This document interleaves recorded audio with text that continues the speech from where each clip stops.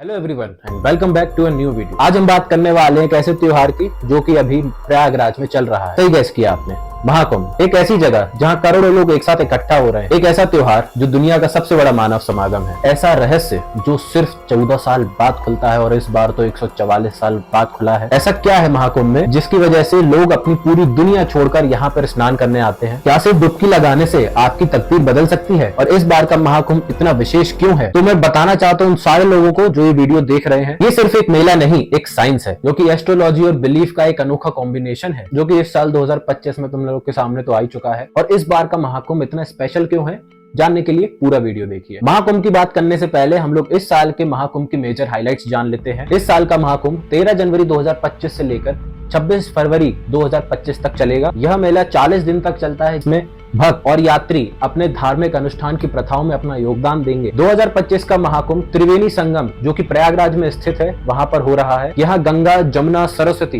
तीनों आकर मिलती हैं, इसलिए इस जगह को इतना पवित्र माना जाता है। कितने लोग यहाँ डुबकी लगाने आए हैं उसकी प्रोजेक्शन की बात करें तो इन 40 दिनों में कम से कम 10 करोड़ प्लस लोग इस कुंभ में आ चुके हैं। प्रयागराज में महाकुंभ के इंफ्रास्ट्रक्चर की बात करें तो 30 पॉन्टून ब्रिजेस बनाए गए हैं उन करोड़ों लोगों के लिए, और टेम्पररी हाउसिंग और कैंप्स की भी व्यवस्था करी गई है। स्वास्थ्य और सुरक्षा की बात करें तो 11 हॉस्पिटल्स भी लगाए गए हैं। महाकुंभ में टेक्नोलॉजी कैसे यूज हो रही है? इस बार महाकुंभ में AI पावर्ड सॉफ्टवेयर और फेशियल रिकॉग्निशन सॉफ्टवेयर का यूज हो रहा है, जिससे कि यहाँ पर भीड़ को कंट्रोल किया जा रहा है। रियल टाइम मॉनिटरिंग में 2760 CCTV कैमरे से ज्यादा लगाए गए हैं, जिसकी वजह से पुलिस को हेल्प मिलती रहती है महाकुंभ के सारे अपडेट्स लेने की। और अगर आप महाकुंभ में नए आए हैं और आपको नहीं पता है कि वहां पर जाकर किससे हेल्प मांगनी है, गवर्नमेंट ने एक महाकुंभ ऐप लॉन्च किया जो कि मल्टीलिंगुअल लैंग्वेज में अवेलेबल है। इस पर आप अपने AI चैट बॉक्स से कुछ भी पूछ सकते हैं, वो आपकी हेल्प करने के लिए तैयार है। पहली बार कुंभ आयोजन में AI आर्टिफिशियल इंटेलिजेंस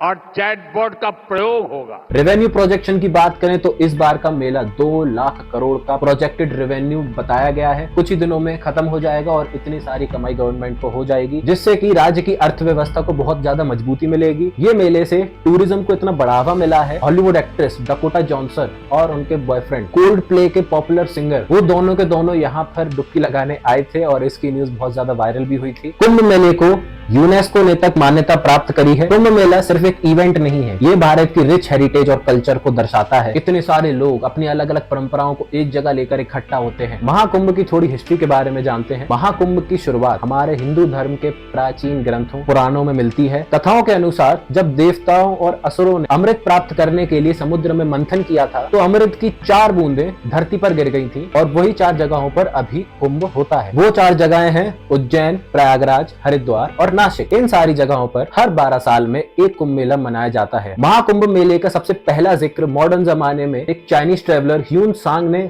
7वीं सदी में कहा था, लेकिन कुंभ की परंपरा वैदिक काल से चली आ रही है। यहाँ पर नाग साधु, अग्नि साधक और अन्य तपस्वी तपस्या करते हुए दिख जाएंगे। कुंभ मेला 4 टाइप के होते हैं। एक होता है महाकुंभ मेला जो कि हर 144 साल में एक बार आता है। एक होता है पूर्ण कुंभ मेला जो कि हर 12 साल में एक बार आता है। तीसरा हमारा होता है अर्ध कुंभ मेला जो कि हर 6 साल में एक बार आता है। और लास्ट में आता है माघ मेला जो कि सिर्फ प्रयागराज में ही मनाया जाता है। 4 जगहों पर यह कुंभ मेला मनाया जाता है। इसमें से कि पहला है प्रयागराज, उसकी 3 नदियां बहुत ज्यादा पवित्र हैं जिनका नाम है गंगा, यमुना और सरस्वती। दूसरा स्टेशन है अपना उज्जैन, जहां पर शिप्रा नदी के किनारे ये कुंभ मेला मनाया जाता है। तीसरा स्टेशन है हमारा हरिद्वार, जहां पर गंगा नदी के तट पर ये कुंभ मेला का आयोजन होता है। और चौथा स्टेशन है हमारा नासिक, जहां पर गोदावरी नदी के किनारे हमारा ये कुंभ मेला का आयोजन होता है। ये तो हो गई कुंभ और महाकुंभ की सारी मेजर हाइलाइट्स। अभी एक हफ्ते पहले हुआ कुछ हादसा।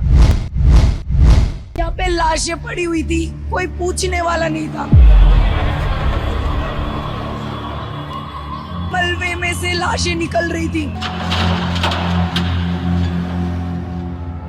ये भगदड़ कैसे हुई और कहां हुई मैं बताता हूँ। यह इंसिडेंट अखाड़ा मार्ग पर रात के 1 से 2 बजे के बीच का है, which is used by ascetics to go in the procession to the river। Government के हिसाब से मौनी अमावस्या का दिन होने की वजह से उस दिन 10 करोड़ लोग कुंभ में स्नान करने आए थे, जिसमें से 1/3 लोगों ने यानी 1/3 लोगों ने 10 बजे ही नहा लिया था। अब बचे कुछ लोग एक बार में ही स्नान करने के लिए घाट की ओर जा रहे थे और वो उसी रास्ते से जा रहे थे अखाड़ा मार्ग, जो कि उस रात टेम्पररी बंद था। रोड बंद होने की वजह से वहां पर ज्यादा एम्बुलेंसेस और पुलिस फोर्स मौजूद नहीं थी। भगदड़ तब हुई जब बहुत सारे डिवोटीज बैरिकेड को कूदकर तट की ओर जाने लगे, जिसकी वजह से most of them get broken bones and fractures and some of them died due to heart attacks. Happened around 2:30 a.m. when crores of devotees started arriving at the Sangam banks.